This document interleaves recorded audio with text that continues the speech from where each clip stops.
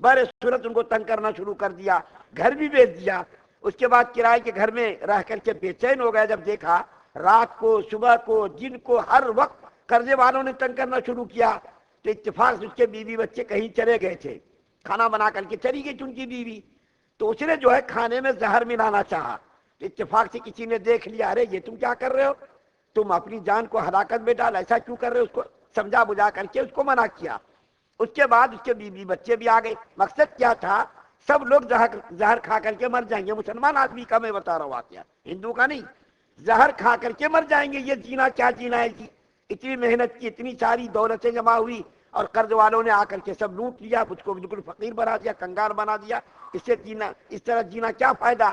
تو اس کی بیوی بچے آئے، لیکن جب قرض والے آئے تو محلے کے کچھ جو سمجھدار قسم کے لوگ تھے وہ لوگ جمع ہو گئے اور جمع کر کے ہاتھ جوڑ کر کے کہا دیکھو بھائی، یہ بیچارہ قرض دے کر کے گھر تک بیچنے کے نوبت آ گیا، اب اس کے پاس کچھ بھی نہیں ہے، اب اس کے اوپر آپ رحم کر دو، چھوڑ دو بیچارے کو۔ دیا نہیں انہوں نے، لاریاں بیچ کر، بھٹی بیچ کر اور بیوی کا زیور بیچ کر، سب کچھ گاڑی بیچ کر کے دے دیا نا، اب اس کے پاس کچھ بھی نہیں ہے، اس کے اوپر رحم کرو اب آپ لوگ۔ تو ان لوگوں نے کہا اچھا ٹھیک ہے بھائی، ہم لوگ چھوڑ دیتے۔ محلے کے لوگوں نے کچھ پیسہ جمع کر کے گاؤں کے باہر جہاں زمین سستی تھی 1-8 دے کر کے اس کو ٹین کا گھر بنا کر کے اس کو دیا۔ آج وہ آدمی زندہ ہے، چاکلیٹ، بسکوٹ، معمولی معمولی چیزیں بیچ کر کے وہ جی رہا۔ میرے بھائی نے یہ واقعہ بتایا، یہاں بیٹھے ہوئے بھی وہ آدمی، میں اکیلا نہیں ہوں، وہ خود بیٹھے ہوئے ہیں۔ یہ سود کی نحوست ہے کہ دینے والا تو لینے والا بیچارہ پریشان رہتا، دینے والے کو کیا ہے، وقت پر پہنچ کر کے وہ ہر صورت میں دیتا۔ آپ کہیں سے دو، جو ہے قرضہ دے کر کے دو، کہیں سے بھی دو، اس کو بھرے کر دینا پڑتا۔ تو دونوں میں کتنا فرق ہے دیکھیے، دینے والا تو پروفٹ میں رہا۔ اور آج ہماری ملت کا المیہ یہ ہے، بہت سارے لوگ پروفٹ کے نام پہ قرضہ دیتے۔ یہ جو میں بتا رہا ہوں نام، یہ کان ادھر سے پکڑنا ادھر سے پکڑنا برابر ہی کان ہے، ادھر سے پکڑو ادھر سے پکڑو۔ کیا کہتے نہیں بھائی میں پیسہ دے رہا ہوں، پروفٹ لے رہا ہوں، اور کیا اس میں غلطی کیا ہے؟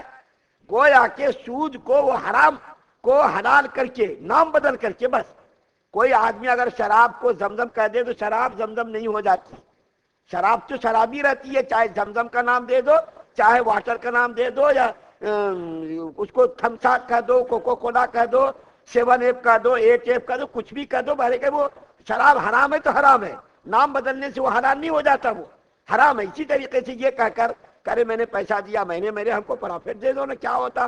دیکھیے یہ بہت بڑا جرم ہے، اتنا بڑا جرم ہے کہ سود کھانے والا اگر حرام سمجھ کر کے کھائے تو اتنا بڑا جرم نہیں جتنا بڑا جرم کے نام بدل کر کے اس کو استعمال کرنے پر۔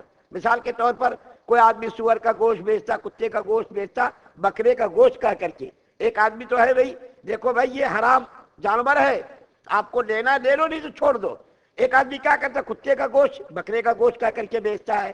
زمزم کا پانی، ایک آدمی شراب کو زمزم کا پانی کہہ کر کے دیتا ہے، یہ تو بہت بڑا جرم ہے۔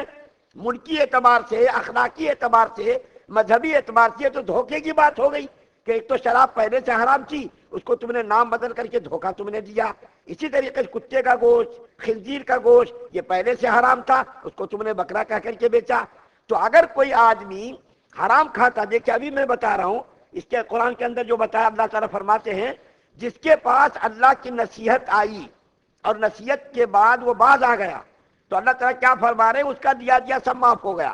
یعنی شریعت کا حکم آنے سے پہلے بہت سارے مسلمان بھی یہ کاروبار کرتے تھے، جیسا کہ حضرت عباس رضی اللہ تعالیٰ بہت بڑے سودی کاروباری تھے، لیکن جب قرآن آ گیا، قرآن کا حکم آ گیا، اس کی حرمت آ گئی، اور حرمت آنے کے باوجود بھی اگر اس کو کوئی استعمال کرتا اور اس کو حلال سمجھ کر کے کرتا، تب تو اللہ فرما رہے ہیں کہ وہ حلال سمجھ کر کے کرنا یہ قرآن کی روح سے، قرآن کی روشنی میں وہ تو کفر ہے، اور کافروں کے لیے جہنم ہمیشہ کے لیے، اللہ فرما رہے ہیں۔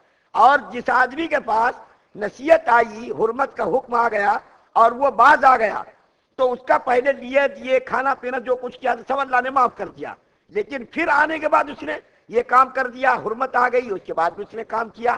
تو اللہ تعالیٰ کیا فرما رہے ہیں کہ شریعت کے کسی حکم کا معمولی مذاق اڑانا اور معمولی ناجائز کام کو حرام کو حلال کر دینا، یہ جو ہے کفر ہے، اور کافروں کے لیے جہنم دائمی، یعنی ہمیشہ ہمیشہ کے لیے۔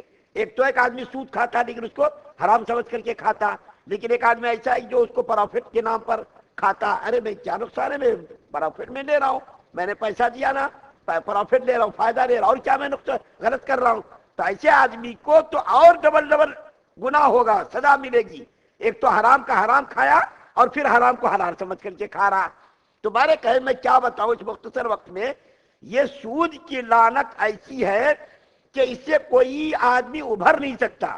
مولانا انظر شاہ کشمیری رحمۃ اللہ علیہ ایک مرتبہ تقریر میں کہہ رہے تھے، جو آدمی سود کا کاروبار کرتا، میں بتا کر کے ختم کرتا ہوں، جو آدمی سودی کاروبار کرتا، اور انہوں نے علامہ ابن حجر بہت بڑے عالم گزرے 700 سال پہلے، ان کے حوالے سے کہا جو آدمی سودی کاروبار کرتا 40 سال کے بعد اس کا خاندان بالکل ویران ہو جاتا، اور اس کے خاندان کے لوگ، تجربے کی بات بتا رہے ہیں، علامہ ابن حجر کے حوالے سے مولانا انظر شاہ کشمیری دیوبند کے بہت بڑے استاد تھے، گزر گئے، وہ کہتے ہیں 40 سال کے بعد اس کا خاندان بالکل اجڑ جاتا، اور اس کے گھر کے خاندان کے لوگ کٹورا لے کر کے بھیک مانگتے نظر آتے۔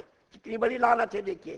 اس لیے ہم لوگوں کو کوشش کرنی چاہیے جتنا زیادہ ہو سکے ہم اس سے بچیں۔ لینے والا تو مجبور نہیں ہے، جو لے رہا وہ تو مجبور نہیں، جو لینے والا تو بیچارہ لیتا مجبوری میں، دینے والا تو مجبور نہیں ہے، دینے والا فائدے میں دیتا، لینے والا تو کسی طرح مجبور بھی ہوتا، بھائی کسی کی ڈیلیوری ہے، کسی کا کوئی مسئلہ ہے، کسی کے گھر میں شادی بیاہ، لینے والا مجبوری میں لیتا، لیکن پھر بھی ناجائز ہے، میں یہ نہیں کہتا جائز، لیکن دینے والا کمبخت تو ہر صورت میں مجرم ہے، اس لیے اس کو بھی بچنا چاہیے، ہم کو بھی بچنا چاہیے۔ اللہ سے دعا ہے کہ اللہ تعالی ہم تمام مسلمانوں کو اس قسم کی تمام لعنتوں سے، تمام خباثتوں سے محفوظ فرمائے، سود جیسی لعنت سے تمام امت مسلمان محفوظ فرمائے، ہر قسم کے گناہ سے ہم سب کی حفاظت فرمائے۔ یا اللہ ہم تمام حاضرین کی مغفرت فرما دیجئے، تمام غائبین کی مغفرت فرما دیجئے، عورت مرد بوڑھے بچے تمام کی مغفرت فرما دیجئے۔ یا اللہ جو لوگ بیمار ان کو شفا کاملہ نصیب فرما، جو قرضوں سے اور سود جیسی لعنت میں ملوث ہیں یا اللہ ان تمام کو اس لعنت سے محفوظ فرما دیجئے، جو لوگ گزر گئے یا اللہ ان سب کی مغفرت فرما۔ سبحان اللہ و بحمدہ، سبحانک اللہم و بحمدک، و نشہد ان لا الہ الا انت